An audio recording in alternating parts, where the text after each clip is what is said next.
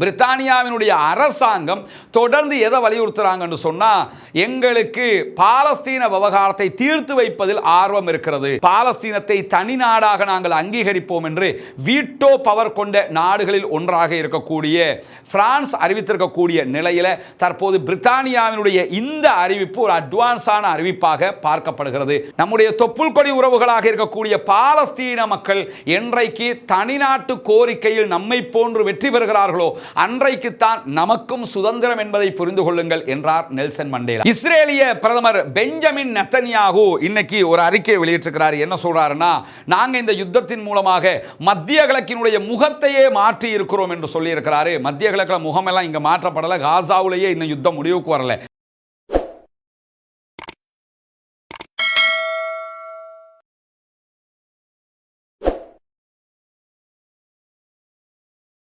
அஸ்ஸலாமு அலைக்கும் வரஹ்மத்துல்லாஹி வபரகாத்துஹு. பேரன்பிற்கினிய சகோதர சகோதரிகளே, நம் அனைவர் மீதும் ஏக இறைவனுடைய அமைதியும் கருணையும் உண்டாகட்டுமாக என்கிற உயரிய பிரார்த்தனைகளோடு பாலஸ்தீனத்தினுடைய காசா மீதான இஸ்ரேலுடைய ஆக்கிரமிப்பு யுத்தம் ஆரம்பிக்கப்பட்டு 571வது நாளாகவும் என்னவெல்லாம் நடக்கிறது என்கிற செய்திகளைத்தான் நாம் பார்க்க இருக்கிறோம். இன்றைய செய்திகளில் மிக முக்கியமாக இஸ்ரேலுக்குள்ள இஸ்ரேலிய அரசாங்கத்துக்கு எதிரான ஆர்ப்பாட்டங்கள் சூடுபிடித்துக் கொண்டிருக்கக்கூடிய காட்சிகளை நம்ம பார்க்க முடிகிறது.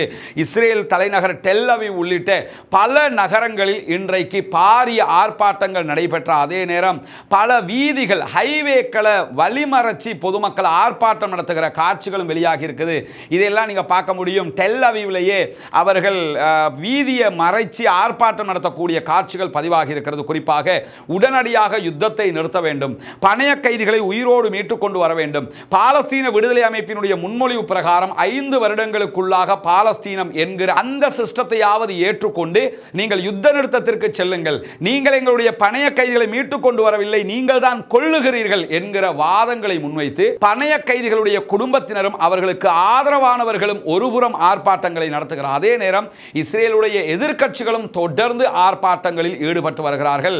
இதற்கு இடையில பெஞ்சமின் நெத்தன்யாகு இஸ்ரேலிய பிரதமருக்கு எதிரான ஊழல் விசாரணைகளும் தொடர்ந்து நடைபெற்று வருகிறது. இப்படி எல்லா பிரச்சனைகளுக்கும் மத்தியில் இஸ்ரேலுடைய போர்சஸ் ராணுவம் நாங்கள் யுத்தத்துக்கு செல்ல முடியாது என்று தொடர்ந்து கையெழுத்து வேட்டையையும் செய்து வருகிறார்கள். இப்படியான ஒரு சூழல்ல தான் இன்றைக்கு இதுவரைக்கும் கடந்த 24 மணி நேரங்களுக்குள்ளாக பாலஸ்தீனத்திலே 17 அப்பாவிகள் கொல்லப்பட்டிருக்கிறார்கள், ஷஹீதாகி இருக்கிறார்கள் என்கிற செய்திகள் வெளியாகி இருக்கிறது. 26க்கு மேற்பட்ட அப்பாவிகள் படுகாயம் அடைந்திருக்கிறார்கள் என்கிற செய்திகளையும் பாலஸ்தீன சுகாதார அமைச்சகம் வெளியிட்டிருப்பதை நாம் அவதானிக்க முடிகிறது. அதே நேரத்தில் சற்று முன்னால் வெளியாகி இருக்கக்கூடிய ஒரு முக்கியமான செய்தி தான் பிரித்தானியா வெளியிட்டிருக்கக்கூடிய அறிக்கையில் நமக்கு தெரியும். பிரித்தானியாவினுடைய புதிய அரசாங்கம் கம்யூனிச சித்தாந்தத்தோடு ஒட்டி போகிற ஒரு அரசாங்கமாக இருக்கிறது. ஏற்கனவே இருந்த ரிஷி சுனக்கினுடைய அரசாங்கம் தான் முழுவதுமாக இஸ்ரேலையே ஆதரித்து காசாவை எதிர்த்து கொண்டிருந்த ஒரு அரசாங்கமாக செயல்பட்டாலும் புதிய அரசாங்கத்தை பொறுத்தவரையில் கம்யூனிச கொள்கை கொண்டவர்கள் எப்பொழுதுமே பாலஸ்தீன ஆதரவாளர்களாக இருப்பார்கள். ஆனால் வெளிப்படையாக ஒட்டுமொத்தமாக பிரித்தானியாவே இப்படித்தான் என்கிற நிலைக்கு அவர்களால் வந்துவிட முடியாது என்பதும் யதார்த்தமான கள நிலவரம். இப்படி இருக்கிற போதும் பிரித்தானியாவினுடைய அரசாங்கம் தொடர்ந்து எதை வலியுறுத்துறாங்கன்னு சொன்னா, எங்களுக்கு பாலஸ்தீன விவகாரத்தை தீர்த்து வைப்பதில் ஆர்வம் இருக்கிறது, பாலஸ்தீனம் ஒரு நாடு என்கிறத நம்ம அறிவிப்பதற்கு தயாராக இருக்கிறோம் என்பதை வலியுறுத்தி வருகிற நேரத்தில் தான் இன்றைக்கு இரு நாடுகளுடைய தீர்வு இன்றியமையாத ஒன்றாக இருக்கிறது. எனவே அவசரமாக பாலஸ்தீனமும் ஒரு நாடுதான் என்பதை நிறுவுவதற்கு நாங்கள் தயாராக இருக்கிறோம் என்கிற அறிவிப்பை பிரிட்டிஷினுடைய வெளியுறவு செயலாளர் விடுத்திருக்கிறார் என்கிற செய்திகள் வெளியாகி இருக்கிறது. ஏன்னா இன்றைக்கு பிரித்தானியாவினுடைய இஸ்லாமிய அமைப்புகளின் கூட்டமைப்பு பிரித்தானிய பிரதமரிடத்தில் இந்த கோரிக்கையை தொடர்ந்து வலியுறுத்தி வரக்கூடிய செய்திகள் வெளியாகி இருந்தது. இன்றைக்கும் அவங்க வலியுறுத்தி இருந்த நேரத்தில் தான் பிரித்தானியாவினுடைய வெளியுறவு செயலர் இந்த அறிவிப்பை வெளியிட்டிருக்கிறார். ஏற்கனவே ஜூன் மாதத்தில் பாலஸ்தீனத்தை தனி நாடாக நாங்கள் அங்கீகரிப்போம் என்று வீட்டோ பவர் கொண்ட நாடுகளில் ஒன்றாக இருக்கக்கூடிய பிரான்ஸ் அறிவித்திருக்கக்கூடிய நிலையில் தற்போது பிரித்தானியாவினுடைய இந்த அறிவிப்பு ஒரு அட்வான்ஸான அறிவிப்பாக பார்க்கப்படுகிறது. வல்ல ரஹ்மான் இதற்காக அருள் புரிய வேண்டும். இந்த நிலை தோற்றம் பெறுகிற இடத்து கண்டிப்பாக பாலஸ்தீனத்திற்கு விமோசனம் கிடைக்கும் என்பதை நாம் நம்ப முடிகிறது. அதே நேரத்தில் தொடர்ந்து 7 நாட்கள் சர்வதேச நீதிமன்றத்தில் ICJயில் ஒரு விசாரணை ஆரம்பிக்கப்பட்டிருக்கிறது. அது என்ன விசாரணை என்று சொன்னா, UNRWA என்கிற பாலஸ்தீன பாலஸ்தீன மக்களுக்கான உதவி மையத்தை பாலஸ்தீனத்திற்குள் செயல்பட விட முடியாது என்று சொல்லி வெஸ்ட் பேங்க்லையும் அதே போன்று காசாவுக்குள்ளேயும் இஸ்ரேல் தடை விதிச்சிருக்கிறாங்க. எனவே அவங்க அங்க உணவுகளை பரிமாற முடியாமல் இருக்க, அந்த மக்களுக்கு உதவி செய்ய முடியாமல் இருக்கிறது. இது தொடர்பான வழக்கு விசாரணை நடைபெற்று வருகிறது. இதுல இஸ்ரேலுடைய வாதம் என்னன்னா, UNRWA இருந்தவங்க பாலஸ்தீன விடுதலை அமைப்புக்கு ஆதரவாக பயங்கரவாதத்துக்கு துணை போனார்கள் என்கிறது இஸ்ரேல். இதற்கு எந்த ஆதாரங்களையும் அவர்கள் சமர்ப்பிக்கவில்லை. இருந்தாலும் இதற்கு எதிராக தென்னாப்பிரிக்கா வழக்கு தாக்கல் செய்தது சர்வதேச நீதிமன்றத்தில். தென்னாப்பிரிக்கா தான் தொடர்ந்து வழக்குகளை தாக்கல் பண்ணி வர்றாங்க. இறைவனுடைய அருளால நம்ம ஏற்கனவே பல விடுத்தம் தென்னாப்பிரிக்கா தொடர்பாக பேசியிருக்கிறோம். அந்த நாட்டினுடைய தன்மையே எப்படி இருக்கிறது. நெல்சன் மண்டேலா ஏகாதிபத்தியத்திற்கு எதிராக போராட்டம் நடத்தி தன்னுடைய நாட்டை சுதந்திர நாடாக பிரகடனம் செய்தார். 20 ஆண்டுகளுக்கு மேலாக சிறைவாசம் அனுபவித்த ஒரு தலைவன் தன்னுடைய நாட்டுக்கு சுதந்திரம் கிடைக்கிற சுதந்திர பேருரையில் பேசிய ஒரு விவகாரம் தான், மக்களே தென்னாப்பிரிக்காவுக்கு சுதந்திரம் கிடைத்து விட்டது என்று நீங்கள் நினைத்துக் கொள்ளாதீர்கள். நம்முடைய தொப்புள் கொடி உறவுகளாக இருக்கக்கூடிய பாலஸ்தீன மக்கள் என்றைக்கு தனிநாட்டு கோரிக்கையில் நம்மை போன்று வெற்றி பெறுகிறார்களோ அன்றைக்குத்தான் நமக்கும் சுதந்திரம் என்பதை புரிந்து கொள்ளுங்கள் என்றார் நெல்சன் மண்டேலா. நெல்சன் மண்டேலாவினுடைய உருவாக்கத்தில் உருவாக்கப்பட்ட சவுத் ஆப்பிரிக்கா தான் ICJயில் இஸ்ரேலுக்கு எதிரான வழக்கு தாக்கல் செய்து அந்த வழக்கில் தான் ஆல்ரெடி பெஞ்சமின் நெத்தன்யாஹுக்கும் அவருடைய முன்னாள் பாதுகாப்பு அமைச்சர் யோ கேலண்ட் இடையான அரெஸ்ட் வாரண்ட்டும் கொடுக்கப்பட்டிருக்கிற இஸ்ரேலுடைய ஃபோர்சஸ் எங்க போனாலும் கைது பண்ணுங்கிற நிலையெல்லாம், அதனால தான் இந்த நெருக்கடிகள் எல்லாமே உருவாக்கப்பட்டிருக்கிறது. உண்மையில் சவுத் ஆப்பிரிக்கா ஒரு பாரிய வெற்றியை இதிலே பெற்றிருக்கிறது. அவர்கள் தான் இந்த UNRWA தடைக்கு எதிராக வழக்கையும் தாக்கல் செய்திருக்கிறாங்க. அவர்களோடு இணைந்து பல அரபு நாடுகள் சேர்ந்திருக்கிறார்கள். இந்த வழக்கில் சவுத் ஆப்பிரிக்காவினுடைய சட்டத்தரணிகள் ஒரு முக்கியமான 3 செய்திகளை நீதிமன்றத்துக்கு குறிப்பிட்டிருக்கிறாங்க. முதலாவது, காசா ஒரு நரகமாக மாற்றப்பட்டிருக்கிறது.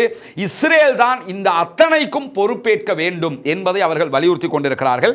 இரண்டாவதாக, பாலஸ்தீனர்களுடைய கழுத்தை நெரிக்கிற வறுமையையும் உணவு தட்டுப்பாட்டையும் இஸ்ரேல் UNRWA தடை செய்து வேண்டுமென்று செயற்கையாக உருவாக்குகிறார்கள் என்கிற பகிரங்க குற்றச்சாட்டு. இஸ்ரேலுக்கு எதிராக வாய் திறந்தாலே அடக்குவாங்க இருக்கும் போது வாடா பார்த்துக்கலாம் என்று சொல்லி சர்வதேச நீதிமன்றத்தில் பல வழக்குகளை தாக்கல் செய்தவர்கள் இந்த வழக்கில் மிக முக்கியமான குற்றச்சாட்டுகளை முன்வைத்திருக்கிறார்கள். மூன்றாவதாக, காசா மேற்கு கரை வெஸ்ட் பேங்க் பகுதி, அது மட்டுமல்லாமல் கிழக்கு ஜெருசலம் ஈஸ்ட் ஜெருசலம் பகுதிகள் ஆகிய அனைத்து பகுதிகளையும் தற்போது இஸ்ரேல் ஆக்கிரமித்துக் கொண்டிருக்கிறது.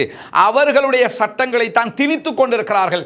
இவைகளும் நிறுத்தப்பட வேண்டும் என்று சொல்லி இருக்கிறார்கள். இந்த வழக்கில் சவுதி அரேபியா, கத்தார், ஈஜிப்ட் என்று பல நாடுகள் துணையாக நிற்கிறார்கள். நேரடியாக மெயின் வழக்க தாக்கல் பண்ணியிருக்கிறது சவுத் ஆப்பிரிக்கா என்பதையும் நாம் இந்த இடத்துல கவனிக்க வேண்டும். அதே நேரத்தில் உங்களுக்கு எல்லாம் தெரியும், புனிதமிக்க ரமலானுடைய காலத்தில் இருந்து நம்ம இலங்கையினுடைய கிழக்கு பகுதிகளில் பொத்துவில் பகுதிகளில் ஒரு 14 இஸ்லாத்தை ஏற்றுக்கொண்ட சகோதர சகோதரிகளுக்காக அவர்களுடைய குடும்பங்களுக்காக வீடு அமைக்கிற ஒரு திட்டத்தை பற்றி விளம்பரம் செய்து வந்தோம். அந்த பணிக்காக உங்களுடைய தான தர்மங்கள், ஜகாத் நிதிகளை நம்ம தொடர்ந்து கேட்டு வந்திருக்கிறோம், இப்பொழுதும் கேட்டுக்கொண்டிருக்கிறோம். ஏன்னா முதல் கட்டமாக ஒரு 5 வீடுகளை அமைக்கிற பணி நடைபெற்று வருகிறது.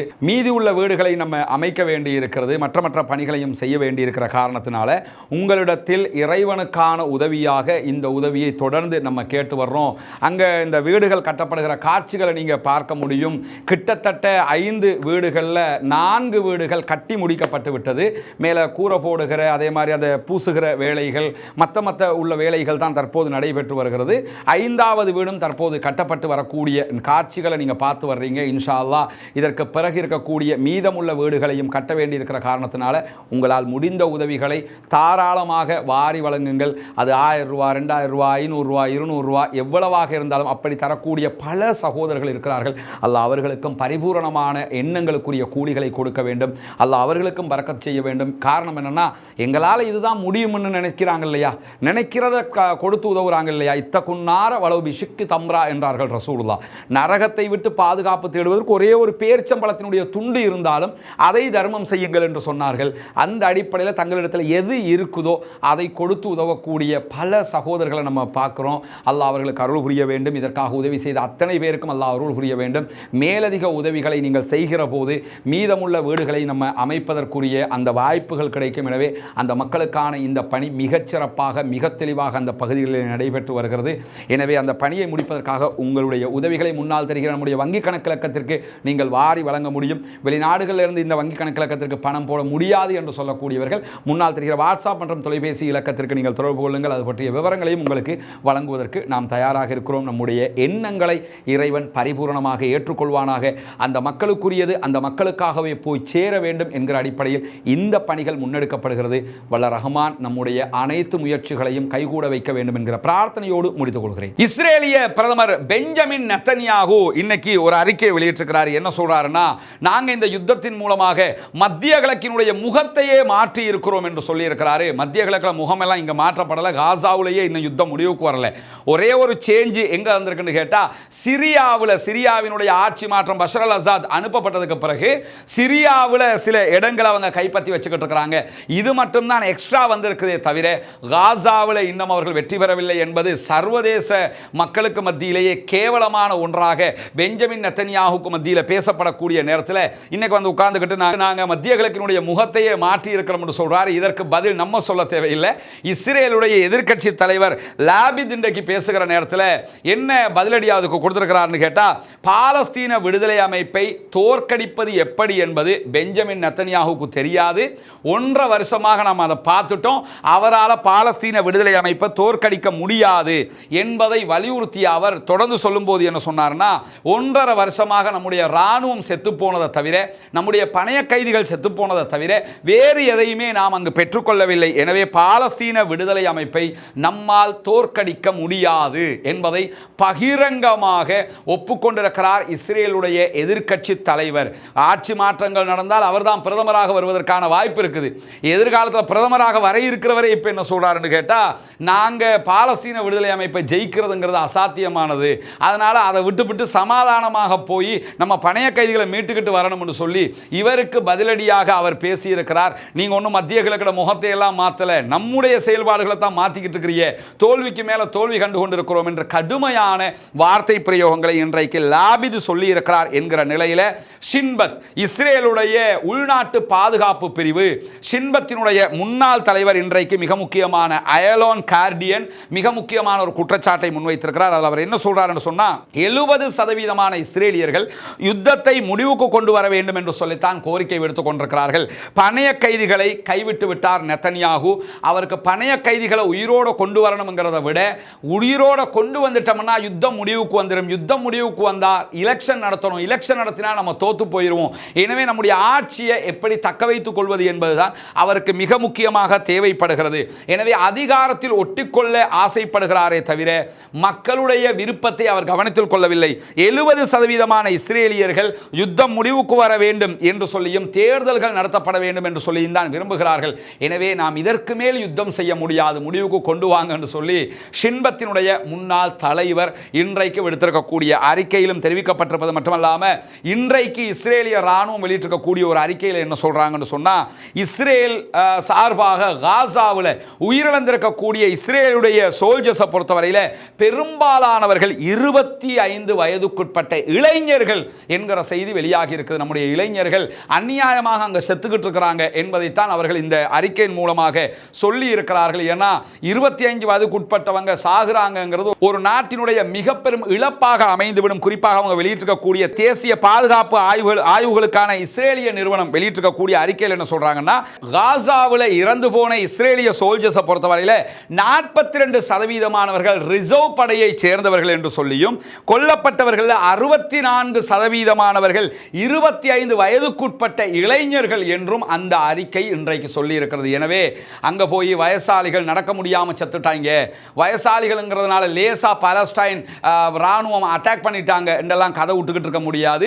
25 வயசுக்கு உட்பட்ட இளைஞர்கள் தான் யுத்தத்துக்கும் போயிருக்கிறாங்க, அவங்களும் தான் வாங்கி கட்டியிருக்கிறாங்கிறது மிக தெளிவாக இதில் தெரியக்கூடிய நேரத்தில் தான் இன்றைய தினம் இப்ராஹிம் மசூதியை கைப்பற்றி இருக்கிறது இஸ்ரேலுடைய செட்லர்ஸ் என்று சொல்லக்கூடிய ஆக்கிரமிப்பாளர்கள் என்கிற செய்திகள் வெளியாக இருக்கிறது. குறிப்பாக இப்ராஹிம் மசூதியினுடைய குப்பாக்களுக்கு மேலே ஏறி இஸ்ரேலுடைய கொடியை நட்டி இருக்கிறது அந்த அநியாய அநியாயக்கார குழு தொடர்ந்து பாலஸ்தீன மக்களுடைய வெஸ்ட் பேங்க்ல இருக்கக்கூடிய மக்களுடைய வீடுகளை அபகரிப்பது, அவங்களை தாக்குறது, அவங்களுடைய நிலங்களை அபகரிப்பது என்று இந்த குடியேறிகள் என்கிற செட்லர்ஸ் இந்த அநியாயத்தை பண்ணிக்கிட்டே வர்றாங்க. இதற்கு முழுவதுமாக இஸ்ரேலுடைய ராணுவமும் இஸ்ரேலுடைய அரசாங்கமும் பக்கபலமாக இருக்கக்கூடிய நேரத்தில் மஸ்ஜிதுல் அக்ஸாவுக்கு அடுத்தபடியாக ஜெருசலம்ல இருக்கக்கூடிய மக்கள் ரொம்ப பெருமையாக மதிக்கக்கூடிய ஒரு பள்ளிவாயல் தான் இப்ராஹிம் மசூதியாக இருக்கிறது.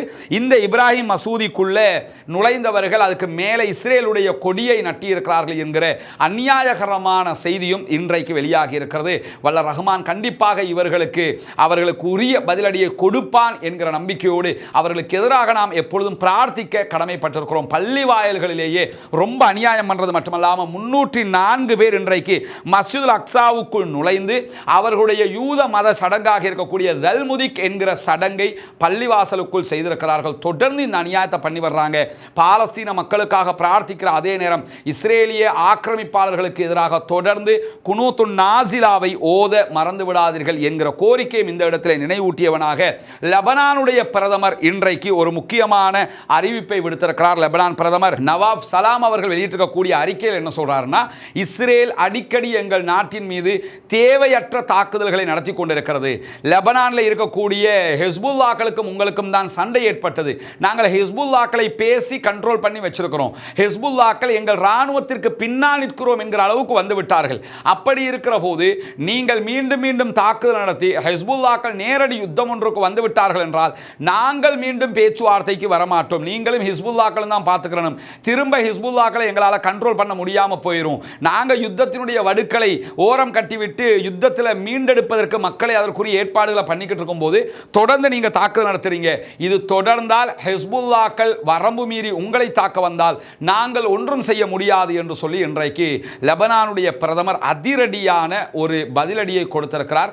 பொறுத்திருந்து பார்ப்போம், இஸ்ரேல் இதற்கு கட்டுப்பட போகிறதா இல்லை வரம்பு மீற போகிறதா என்று. அப்படி வரம்பு மீறினால் அதற்கு எதிராக வரம்பு மீறுகிற வேலையை கண்டிப்பாக லெபனானில் இருக்கக்கூடிய ஹெஸ்புல்லாக்கள் செஞ்சாங்கன்னா மீண்டும் இஸ்ரேலால் அது தாக்குப்பிடிக்க முடியாமல் போய்விடும் என்பதும் அவர்களுக்கு தெரியாத ஒன்றல்ல என்கிற நிலையில தான் இன்றைக்கும் யமனில் இருக்கக்கூடிய ஹூத்திகளுடைய இலக்குகள் மீது தாக்குதல் நடத்துகிறோம் என்கிற பேரில் சன்ஆவுல, யமனுடைய தலைநகர் சன்ஆவுல இருக்கக்கூடிய பானி ஹஷீஷ் என்கிற பகுதிகளில் அமெரிக்க ராணுவம் தாக்குதல்களை நடத்தி இருந்தது. இதற்கு பதிலடியாக இன்றைக்கு ஹூத்திகள் அமெரிக்காவினுடைய விமானம் தாங்கி கப்பல் USS ட்ரூமன் மேல மீண்டும் தாக்குதல்களை நடத்திய நேரம் ட்ரூமன்ல இருந்த ஒரு விமானம் தாக்குதலுக்குள்ளாகி அதை மீட்டெடுக்கிறதுக்கு அமெரிக்க ராணுவம் போராடிய நேரத்தில் F-18 வகையான ஒரு போர் விமானம் விபத்துக்குள்ளாகி இருக்கிறது என்கிற செய்திகள் வெளியாகி இருக்கிறது. இந்த விபத்து நடந்ததற்கான அடிப்படையாக ஹூத்திகளுடைய பாலிஸ்டிக் ஏவுகணை தாக்குதல் தான் காரணமாக இருந்திருக்கிறது என்று சொல்லப்படுகிறது. இதிலிருந்து என்ன தெரியுதுன்னா, ஹூத்திகளுடைய அட்டாக் மிக துல்லியமாக USS ட்ரூமன் மேல விழுந்திருக்கிறது. அதிலே பாதிக்கப்பட்ட F-18 வகையான விமானத்தை மீட்டெடுக்கிற நேரத்தில் தான் இந்த விபத்து ஏற்பட்டிருக்கிறது என்பது மிக துல்லியமாக தெரிகிறது. எனவே பாலஸ்தீனத்திற்கு ஆதரவான ஹூத்திகளுடைய தாக்குதல்களும் தொடர்ந்து வரக்கூடிய இந்த நேரத்தில் பாலஸ்தீனம் வெற்றி பெற வேண்டும், பாலஸ்தீனம் சுதந்திரம் அடைய வேண்டும், பாலஸ்தீன மக்களும் நம்மை போன்ற நிம்மதியானவர்களாக மாற வேண்டும் என்கிற உயரிய பிரார்த்தனைகளோடு பாலஸ்தீன மக்களுக்காக ஜனநாயக ரீதியாக குரல் எழுப்ப மறந்து விடாதீர்கள் என்கிற கோரிக்கையை வைத்தவனாக முடித்துக் கொள்கிறேன். வாஹ்ரதவானா அல்ஹம்துலில்லாஹி ரப்பில் ஆலமீன்.